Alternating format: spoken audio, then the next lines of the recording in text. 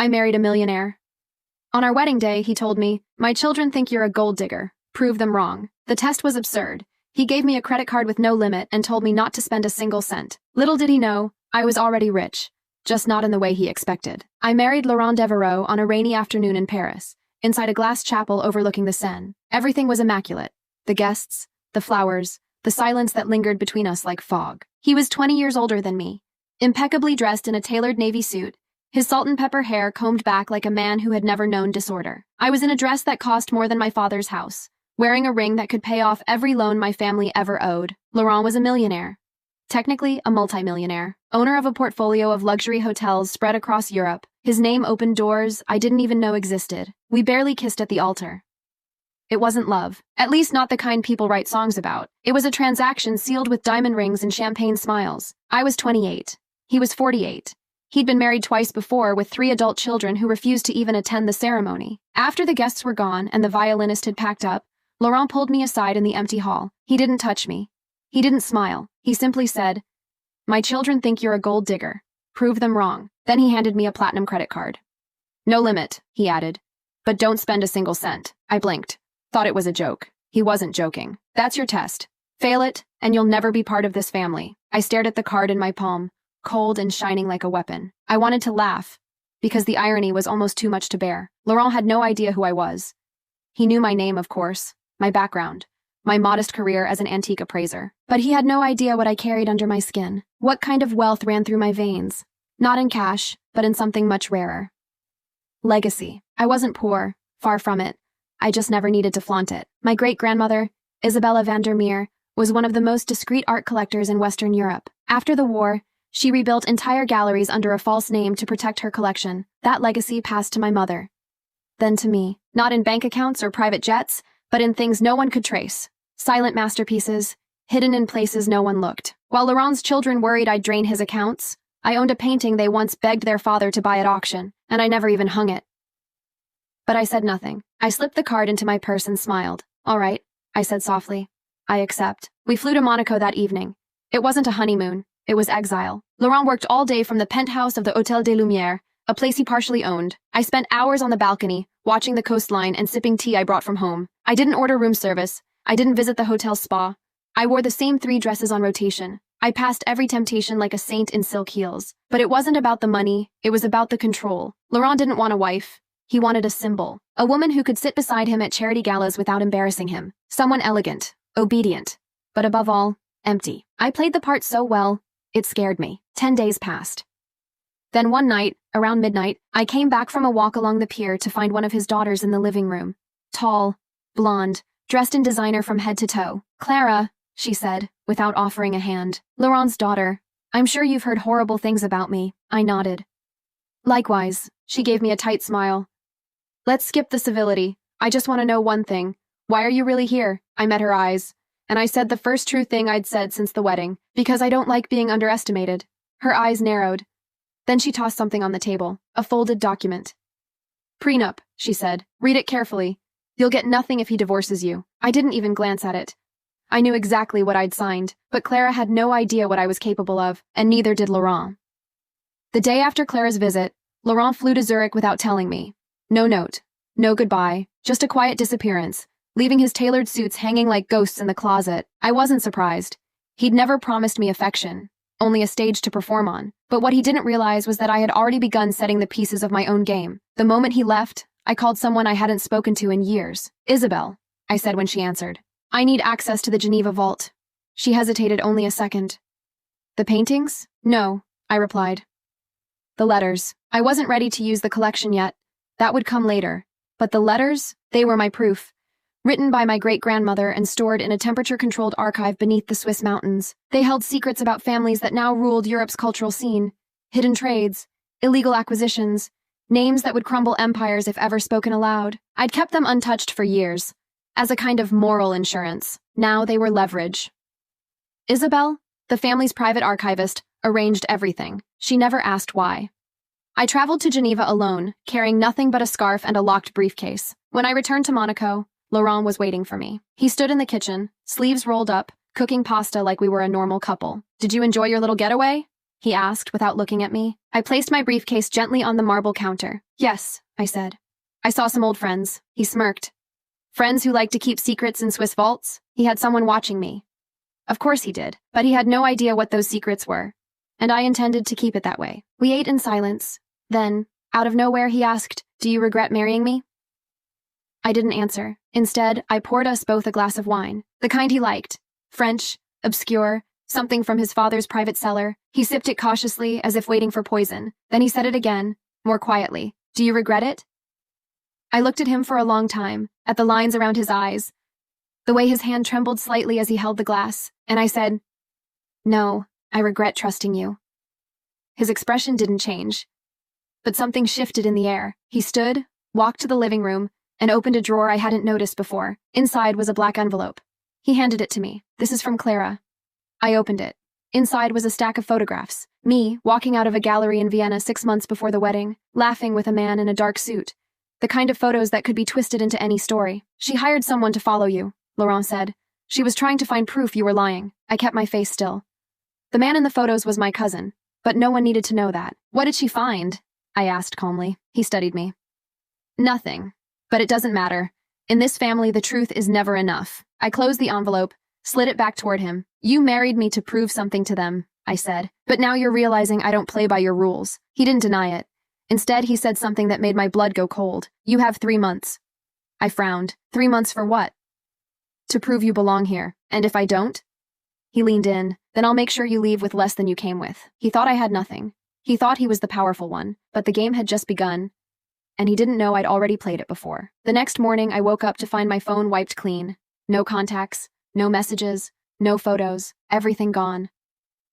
Laurent hadn't even tried to hide it. He stood by the window, sipping his espresso like a man reading the morning news. "You'll thank me later," he said.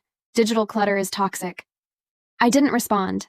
I simply walked to the safe hidden behind a false panel in my closet. The briefcase was still there, untouched. I opened it just enough to make sure the letters were in place, then locked it again. Laurent could erase my phone. He could manipulate the people around me, but he couldn't touch the truth I held. That night, I took a cab to Nice without telling him. I visited a private banker named Victor Malinov, a man my family had used for over 20 years. He was discreet, cold, and meticulous. Exactly what I needed. "I want to activate the silent account," I told him. Victor didn't blink. "May I ask why now?" "Because my husband thinks I'm poor." He nodded once and passed me a single piece of paper. "Sign here." With one signature, I reactivated an account containing more wealth than Laurent had in all his visible assets combined. The balance wouldn't show up in public records. It was protected by art, bonds, and a portion of a northern Italian vineyard that supplied wine to 3 royal families. Before I left, Victor handed me a small red notebook. "What's this?" I asked. "Your great-grandmother's original inventory." She left notes. I opened it briefly. My heart stopped on page 6. "Never trust a man who gives you silence and rules in the same breath." Isabella had been through this before. I took the notebook and returned to Monaco just before midnight. Laurent was awake, sitting in the dark, a glass of scotch in hand. "You're making this difficult," he said without turning on the light. I set the notebook down on the table between us. "No," I replied. "You're mistaking silence for surrender." He stared at the notebook, then back at me. "What is that?" "Insurance." He laughed bitterly. "You think you can threaten me?" I leaned closer. "I think you underestimate how many people would burn if I opened those vaults." For the first time, his confidence cracked. It was subtle. A tightening of the jaw, a flicker in the eyes. I'd touched a nerve. The next day, his son arrived, Adrien, the golden boy. He looked like a version of Laurent that hadn't rotted from the inside yet. Charming, polite, disarmingly intelligent. He greeted me with a kiss on each cheek and a bouquet of flowers. "For the beautiful mystery who stole my father's peace," he joked. I forced a smile. Adrien was dangerous in a different way, not because he hated me, but because he didn't. He saw me as a puzzle. Something to be solved, then quietly removed. At dinner, he asked too many questions. "How did you and my father meet? What's your opinion on inheritance? Do you believe in prenups?" Laurent said nothing. He just watched. After dessert, Adrien walked me to the balcony. The wind was cold. He leaned in close and whispered, "If you leave now, I can guarantee you safety. Wait too long, and someone else might decide your silence isn't worth the risk." I turned to face him. "You think I'm here to take your father's money?" He smiled. "No, I think you're here to remind us that we've never really had power, only the illusion of it." Then he left me alone, but I wasn't scared. because Adrian had just confirmed something I suspected from the beginning. This family wasn't trying to protect their fortune. They were trying to hide where it really came from, and I was getting closer to the truth than any of them could afford. 2 weeks passed. No more warnings, no more surveillance, at least not the kind I could see. The Devros had gone quiet, which meant only one thing. They were planning something. Laurent traveled constantly. Zurich, Milan, then a quick stop in London for business, though I noticed his phone buzzing with the same unknown number each night at 2 a.m. He never answered in front of me. Adrian disappeared too. And Clara? She was circling. She showed up at my door one afternoon, wearing a white coat and holding a single pastry box. "I brought cannelés," she said too sweetly. "Dad said you liked them." I didn't move. She tilted her head. "Aren't you going to invite me in?" I stepped aside, mostly out of curiosity. Clara walked in like she owned the place. She didn't look around. She didn't need to. She already knew every corner. Probably had photos, floor plans, security layouts. We sat across from each other, like enemies pretending to play tea party. She opened the box. "Do you know why Dad really married you?" she asked casually, slicing the pastry in half. "It wasn't love, obviously, and it wasn't just about appearances." I said nothing. She continued. "He was trying to protect something. Something that got too close to exposure last year. I thought maybe you were just a distraction. A shield. But now..." She leaned forward. "I think you're the threat." I met her gaze. "That's your mistake, thinking I came here to fight." Her eyes narrowed. "Didn't you?" I leaned back. "No, I came here to bury someone." She froze. For the first time, Clara looked unsure, not afraid, just unprepared. And that was enough. She stood up slowly. "You think this is a game?" she said coldly. "But this family isn't built on rules. It's built on secrets. And you've barely scratched the surface." I followed her to the door. Before she left, I said one last thing. "Tell Adrian I liked his threat, but next time he should send someone less charming." She didn't turn around. She just walked away. That night, I opened the notebook again. Page 12. A list of names. Some circled, some crossed out. One name stood out. Julien Marceau. My blood ran cold. Julien was an art dealer, a famous one. Sleek, powerful, untouchable. But 30 years ago, he'd been accused of laundering stolen wartime art through fake auctions in Milan. The charges vanished. The witnesses disappeared. And now? Julien Marceau was the godfather of Laurent's oldest son. It was all connected. Laurent's fortune didn't just come from hotels and clean investments. It came from art theft, from laundering, from decades of silencing anyone who got too close. And I had proof of it all. In letters, ledgers, hidden inventories. But if I released it now, I'd go down with them. I needed one final piece. A name, a document, a confession. I didn't have to wait long. At 3:47 a.m., my phone, the new one, not even connected to Laurent's network, buzzed with a message from an unknown number. Just 2 words, "Meet me," and an address in Lyon. No name, no explanation, but something in my gut told me, whoever sent that message knew everything. I arrived in Lyon under a different name, hair pulled back, no jewelry, a coat 1 size too big, borrowed from a maid who didn't ask questions. I knew I was being followed, so I took 3 different trains, crossed a bridge on foot, then doubled back through an alley before finally stepping into the small cafe at the edge of Rue Saint-Paul. It was almost empty. Except for one man. He sat in the back near the window with a thick folder on the table and a coffee he hadn't touched. He didn't stand when I approached. "You came," he said simply. His face was older than I remembered, but unmistakable. Etienne Marchand, former legal advisor to the Devo family, fired abruptly 5 years ago. No one ever said why. "I didn't think you'd be the one to message me," I said as I sat. "I wasn't," he replied. "But when I found out who you really were, I figured you'd understand what's at stake." He pushed the folder toward me. Inside were photocopies, black and white, poorly scanned but damning, bank transfers, silent donations, private shipping manifests. At least 3 pieces of art smuggled out of Eastern Europe in the early 1990s, donated to museums under false names, all tied to shell companies owned by Laurent Devo. My breath caught in my throat. "You tried to stop this," I said. Etienne nodded. "I told him to walk away. He didn't. And when I threatened to go public, someone burned down my country house with all my records inside." I stared at him. "Why now?" He hesitated. "Because you scare him. And if he's scared, that means you have power." I closed the folder and slid it into my bag. "This is enough to ruin him." Etienne shook his head. "No. This is enough to make him desperate, and desperate men are dangerous." He stood, placed a hand on my shoulder for just a second. "If you're going to bring down Laurent Devo," he said quietly, "make sure you don't miss."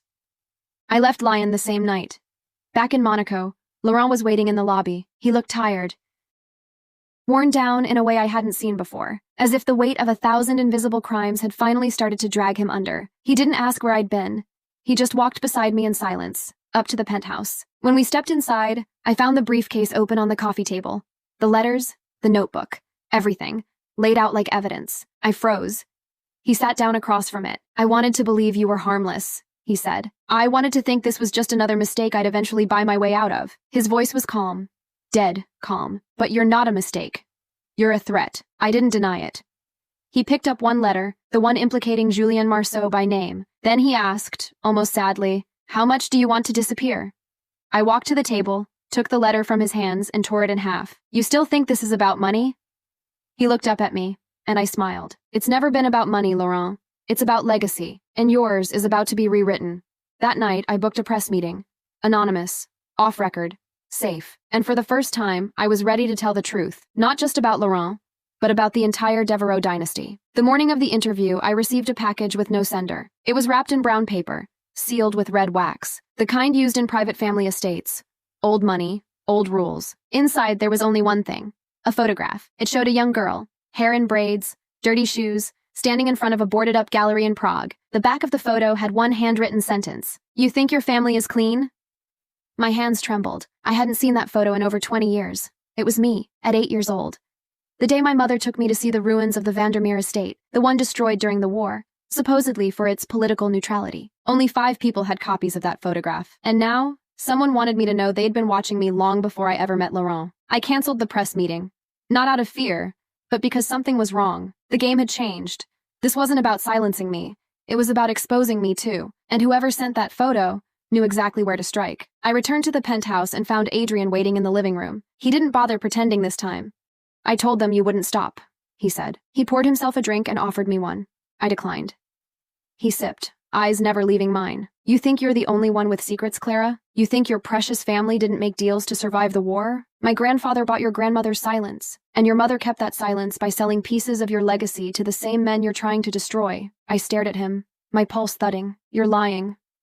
He smiled calmly. "We found the missing pages from the notebook, the ones you never saw. Your family wasn't just hiding stolen art. They were part of the network that moved it, protected it, traded it." He took something from his coat pocket, a ring. Gold, with the Vandermeer crest engraved, my mother's.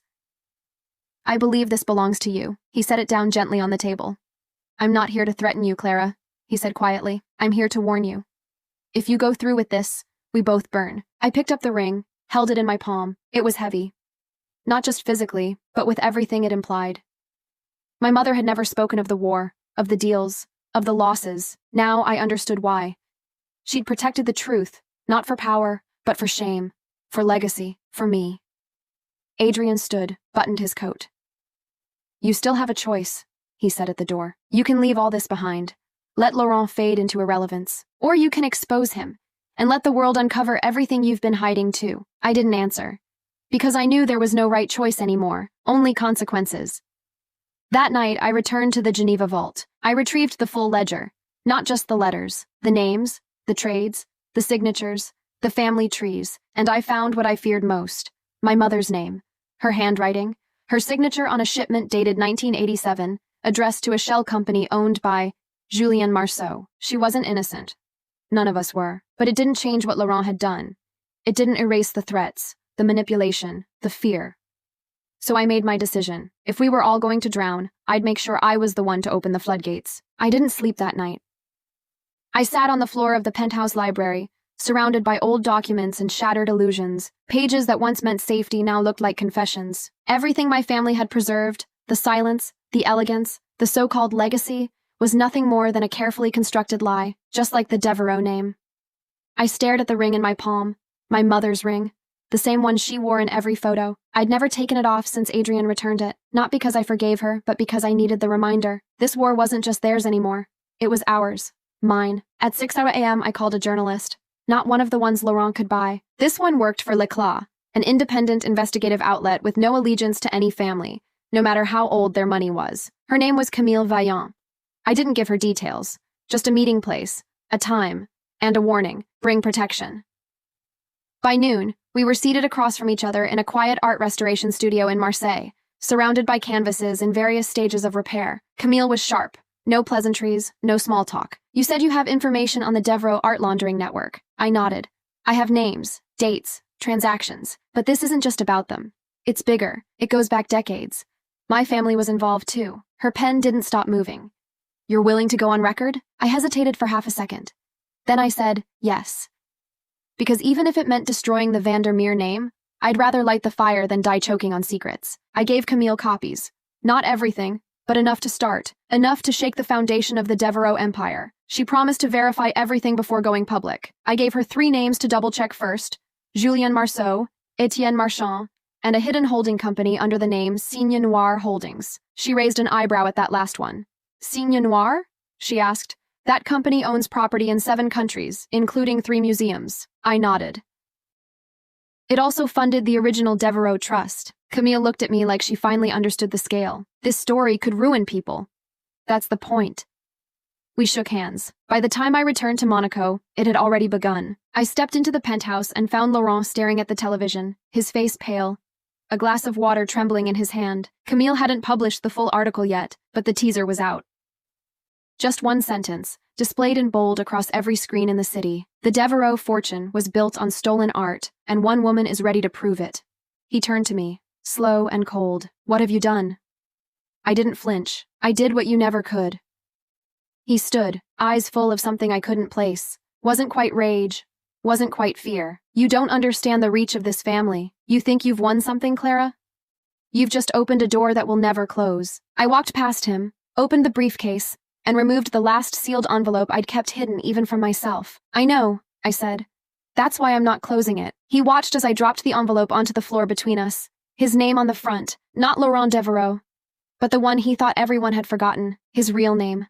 The one tied to the original Marceau transactions. His face turned to stone. You've been digging in places that were buried for a reason, and now, I whispered, they'll finally see the light. Because sometimes, the only way to escape a legacy is to destroy it completely. The article went live at 8 a.m., not in whispers, not behind paywalls, but on the front page of L'Éclat, with high-resolution scans, full names, and a headline that sliced like a blade: Europe's hidden art empire, how the Devo legacy was built on war, lies, and stolen masterpieces. Within hours, everything shifted. Bank accounts were frozen. Museum boards began emergency meetings. Julien Marceau's name trended across every European media outlet, his connection to half a dozen private galleries now under public scrutiny. But it was Laurent's face, pale, hollow, exhausted, that made the evening news. He didn't speak, didn't issue a statement, didn't deny a single thing, because he knew there was no defense left. By midday, the gates of the Devo estate in Bordeaux were locked. Lawyers scrambled. Properties were under review, and Clara Devo, the outsider, the gold digger, the test subject, had become the catalyst of a cultural reckoning, but it came with a cost. That afternoon, Adrien appeared at my door again. No smile this time, no charm, just a letter. He handed it to me, eyes darker than I'd ever seen. It's from Clara, he said. I frowned. But you're Clara. He didn't laugh. Not that Clara. Our grandmother. My chest tightened. She'd died years ago, quietly, surrounded by art and silence. But apparently, she hadn't left without speaking. I opened the letter with trembling hands. It was short, brutal. If you're reading this, it means the truth has finally escaped its frame. I always knew it would. We didn't build a legacy. We buried one. Don't waste time defending us. Let it fall. Let them remember us as we were. Terrified, greedy, and fragile. No signature. Just the letter. And a single pressed flower at the bottom, dry, brittle, nearly turned to dust. Adrien watched me read it. His jaw clenched. She knew, he whispered. All along. I nodded. She wasn't the only one. He didn't stay long. Didn't threaten me this time. Didn't beg. Just said, be careful. They're not done yet. I didn't ask who they were. I already knew. By evening, I received a message from Camille. Short. Direct. Interpol contacted me. They want to speak to you. And they want the originals. This was it. No more hidden vaults. No more safe houses. I took the briefcase. The real one. With everything. The ledgers, the photographs, the lists that crossed generations, and made my way to Geneva. Not in disguise this time. Not afraid. But as I walked through the airport, something felt off. People looked at me too long. Security seemed tighter, and as I approached the gate, a man stepped in front of me. Black coat, earpiece. No smile. Clara Vandermeer? I froze. Yes? You need to come with us. He didn't show me a badge. Didn't say who he worked for. Just reached for my arm. But before he could touch me, someone else appeared. A woman. Blonde. Mid-40s. Calm, sharp eyes. Step away from her, she said to the man. Now. He hesitated, then disappeared into the crowd. I turned to her, shaken. She showed me a card. Real this time. Interpol. Division of Cultural Crimes. My name is Eliska Novak, she said. You're not safe. But if you want to finish what you started, come with me. I didn't have to think. I followed her. Because whatever came next, I had already made peace with one truth. Legacies don't end in silence. They end in fire. They took me to a safe house outside Geneva, cold, windowless, buried beneath a government facility no one talks about. Eliska Novak was calm, methodical. She didn't treat me like a witness. She treated me like a time bomb. We've been trying to bring down the Devo Marceau network for over 12 years, she said, placing a thick file in front of me. You're the first person to come forward with documents that tie all branches together. Financial, historical, and personal. I opened the file. Inside were photos of people I knew, smiling at weddings, toasting at charity balls. The same people now under investigation for cultural theft on a scale that spanned generations. Eliska pointed to one face in particular. This is Franz Eidelmann, former gallery director in Munich. He's been missing since last week. I blinked. I met him at an exhibit in Vienna. He gave me champagne and warned me not to marry Laurent. She nodded slowly. He was part of the inner circle. He tried to leave. We think someone made sure he didn't. The message was clear. This wasn't just about money anymore. It was about survival. And now, I was too deep to walk away. Over the next 48 hours, I handed over everything. Originals, copies, vault access, passwords. I answered every question. I signed every statement. And then Eliska asked the one question I hadn't prepared for. Why did you really marry Laurent Devereaux? I hesitated. It wasn't for money. It wasn't even for revenge. So I told her the truth.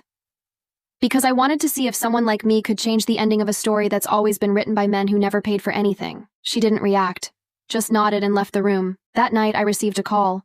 It was untraceable, but I knew the voice. Laurent, calm, low, dangerous. You've burned everything, Clara, he said. You think they'll protect you? You think Interpol cares about your grandmother's letters? I said nothing. Then he whispered, you never understood what this family really protects. It's not art. It's power. I replied, quiet and slow. Then maybe it's time someone took it away. There was a pause, then a final warning. You won't walk away from this. None of us do. The line went dead. I stared at the screen. I didn't cry. I didn't shake. Because deep down, I knew he was right. There's a cost to truth. And mine was coming. The next morning, Camille published part 2 of the investigation. It included my full name, my connection to the Vandermeer archive, and a single quote from me. I'd rather destroy everything they built than live another day under it. It went viral in under an hour. People called me brave. Others called me a traitor. But the only message that mattered came in an envelope, hand-delivered by Eliska, a court summons, not as a witness, as a defendant. The Devereaux legal team had officially declared war, accusing me of theft, fraud, and defamation. And just like that, the story shifted. Now I was the one on trial. The summons arrived in a black envelope. Not white, not official, black. As if even the paper had already decided I was guilty. I was being sued in the Court of Justice of the European Union. Not a local court, not a civil suit.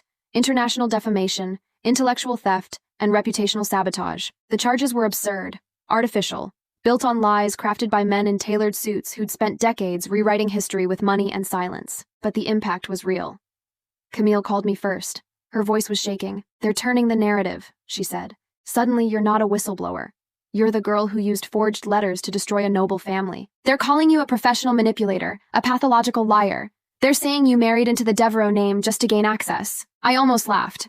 That part, at least, wasn't entirely wrong. But what they didn't know, what no one outside Interpol and my bloodline understood, was that I hadn't forged a single document. And I had one last piece of evidence no one had seen yet. I didn't tell Camille. I didn't even tell Eliska. Because if I did, that piece might disappear just like Franz Eidelmann had. Instead, I booked a private meeting with the magistrate handling the early proceedings. It was held in a nondescript office in Luxembourg, far from the cameras, far from the screams of public opinion. The magistrate was a man named Victor Schilling, gray eyes, older than he looked, not easily impressed. He read through my submitted documentation in silence for 20 minutes before finally asking, "Do you have anything else? Something not already in the hands of the press or the agency?" I slid a key across the table. Steel, plain, worn. "To a box in Rotterdam," I said, "owned by the Vandermeer estate since 1952. Never opened, Never listed. My mother told me it was empty. He frowned. Is it? I met his eyes. No, it contains a painting. The Morning Child by Peter van Heemskerk, stolen by Nazi officers in 1944, believed lost. My great-grandmother hid it, along with a written statement, dated and notarized, naming the men she traded with to keep it safe, including a man named Henri Devo, Laurent's grandfather. That was the last domino. Victor didn't react. Not visibly, but I saw something shift behind his eyes, a verdict forming. He didn't promise anything. No justice. No absolution. He simply nodded and said, "We'll retrieve the box." Back in the safe house, Aliska was waiting. "You gave them the key," she said. Not a question. I nodded. They needed to see that this wasn't about revenge. It's about proof. She looked at me for a long time, then handed me a folder. Inside was an itinerary. Flights, hotels, lawyers, protection. Because the next part wasn't legal. It was survival. "The moment that painting is confirmed," she said, "you won't be safe anymore. They won't just sue. They'll bury you, discredit you, or worse." I folded the folder shut. I know. And still, I wasn't afraid. Because I wasn't just exposing a family anymore. I was ending an era. One ruled by forged beauty, whispered threats, and blood-soaked silence, and I was ready to face whatever came next, even if it meant losing everything. News of the painting broke 3 days later, not through the press. Through an internal leak at the European Art Crimes database. Someone, likely Interpol, had confirmed the authenticity of The Morning Child, hidden for 81 years. The last known masterpiece by Peter van Heemskerk, and the worst part? The notarized statement from my great-grandmother had been intact, preserved in the box. Henri Devereux's name was right there, in ink, tied directly to the illegal art trade of the 1940s. Laurent's family hadn't just benefited from art laundering, they had orchestrated part of it. Suddenly, the narrative flipped. Journalists started to ask different questions. Was Clara Vandermeer really a gold digger? Or was she the heir to the truth? Public opinion began to fracture. Protesters appeared outside Devereux hotels across Europe. 2 museums announced they were suspending their partnerships with the family. A Swiss gallery removed Laurent's name from its donor's wall. But the silence from the Devereux estate was thunderous. No statements, no denials, no press conferences. They were cornered. And that made them dangerous. That night, I found my hotel room door broken. Not forced, picked, subtle, professional. Nothing had been stolen, but someone had gone through my things. I called Aliska. She arrived within an hour, accompanied by 2 plainclothes officers. They swept the room, checked for listening devices, and then told me quietly, "You need to leave. Now." We moved me to a secure residence in Brussels. But the fear followed me like a shadow. At 2 a.m., I received a message on an encrypted app only Interpol had access to. "He won't let you speak in court." No name, no sender. Just that. I didn't sleep after that. Because I knew exactly who he was. Laurent Devereux had stopped trying to win in the public eye. Now he was planning something else. Something final. And I only had one move left before the trial began. I contacted Camille. "I want to record a testimony," I told her. Privately. With everything. Every name. Every lie. Every piece of it. She agreed instantly. We met the next morning in a church basement in Ghent, the only place I felt even slightly safe. She set up 2 cameras, 1 backup microphone, and nodded. "Ready?" I took a deep breath, and then I began. For 2 hours, I spoke without stopping. I told the story the courts wouldn't hear in time. The story the Devereux would try to erase if I disappeared. The legacy they'd hidden beneath decades of polished wealth and silent corruption. I ended the video with 1 sentence. "If this is the last thing I ever say, let the world know. Silence was never consent." Camille promised to release it if anything happened to me. Then she left with the footage. And I returned to Brussels with one thought echoing in my head. If Laurent couldn't destroy the truth, he would try to destroy me. The night before the pre-trial hearing, I received an envelope under my door. No name, no handwriting, just my room number scribbled in rushed ink. Inside was a single page, a copy of my mother's death certificate, and a photo I had never seen. It showed her, sitting at a long table with Henri Devereux, laughing, drinking, signing something. The timestamp said 1993. I stared at it for a long time. Not because I was shocked, but because it confirmed the one thing I hadn't said out loud yet. My mother hadn't just inherited the silence. She had preserved it, protected it, perhaps even profited from it. And I had broken the pact. It wasn't just the Devereux family I'd betrayed, it was my own. That was the final play. They wanted to disarm me emotionally, plant the seed of guilt, make me hesitate right before the world was about to hear my truth. But I was beyond guilt now, beyond fear. I walked into the courtroom in Luxembourg the next morning wearing a dark suit, no jewelry, and my mother's ring on a chain around my neck, not as a tribute, but as a reminder of everything I had chosen to unbury. Laurent was already seated. He looked older, thinner, as if the past had finally caught up with him. His lawyers flanked him like a wall. 4 of them, all well-fed and soulless. Adrian wasn't there. Neither was Clara. They had disappeared from the public eye weeks ago. No statements, no interviews, just absence. But I knew they were watching. The room was filled with journalists, legal officials, and art historians who had once praised the Devo donations. Now, they whispered behind hands and typed notes into glowing screens. The magistrate called my name. I stood, steady, silent. Then he spoke the words that shifted everything. Due to the discovery of the Rotterdam vault and the authentication of the lost Van Heemskerk painting, this court has ruled that the claims of the plaintiff, Laurent Devereaux, are to be temporarily suspended, pending full criminal investigation by international authorities. Gasps. Silence. And then, chaos. Laurent stood abruptly. His lawyers rushed to him, whispering, guiding him back down. I didn't move. I didn't smile, because I knew this wasn't a victory.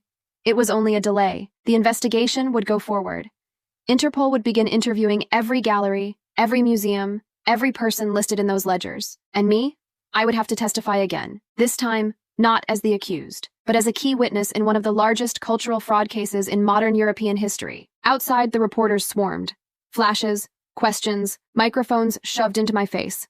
Clara, are you afraid of retaliation? What would your mother say if she were alive? Are you going to sue the Devereaux estate in return? I said only one thing. What they did was calculated. What I did was necessary. Then I walked into the waiting car and disappeared into the back seat. Eliska was there. She didn't say anything at first, just handed me a sealed envelope. Inside, a passport, new identity, emergency funds. Disappear, she said softly. For a while, until the storm passes. I looked out the window as the city blurred by. The storm wasn't passing.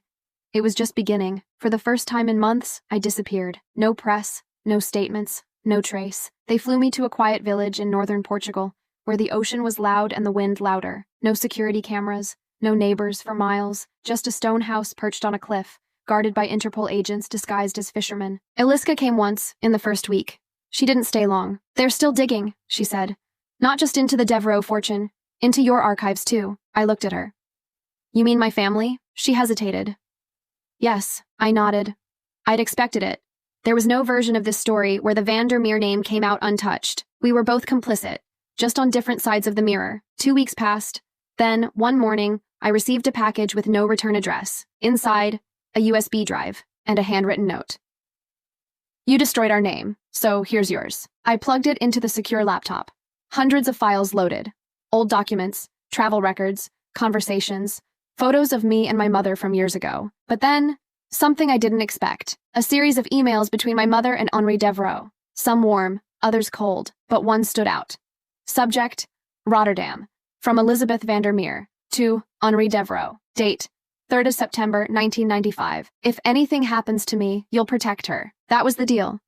If I disappear, she gets everything, but not the guilt. She deserves a clean start, Henry. Give her that, at least. Promise me. I read it twice, 3 times. My mother hadn't betrayed me. She had shielded me. Every piece of the legacy she hid from me was so I wouldn't grow up like them. Cold, calculated, bound to secrets like shackles. And Henri? He had protected me. Even as he built an empire of silence, he had carved out a sliver of light, just for me. I leaned back, eyes burning. It changed everything. Not the facts, but the story I had told myself. That I was alone. That I had no one. Now I understood. My mother had fought in silence so I could speak in fire, but it also meant something else. The Devereaux didn't just want revenge. They wanted to rewrite the ending. And that meant they were close. Too close. I packed a single bag, left a message for Eliska. I'm done hiding.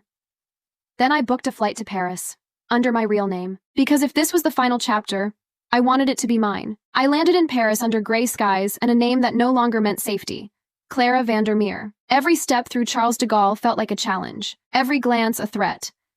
But I didn't care. The moment I left the airport, I wasn't running anymore. I was hunting. I took a cab straight to the Musée Bélanger, one of the last major galleries still tied to the Devereaux name. Rumor was they were preparing to return several loaned pieces, quietly, discreetly, trying to cleanse their hands before the public noticed the blood. But I didn't come for the paintings.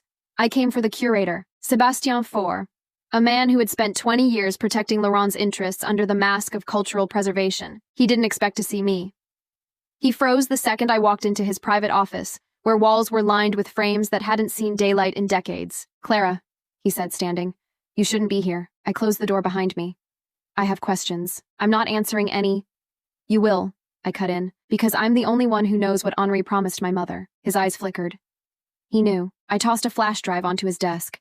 The full correspondence between Elizabeth and Henri, including the letter where she offered to trade silence for protection, for me. He didn't touch it, just said, "If this gets out, every institution tied to the Devo name will collapse. Then let it collapse."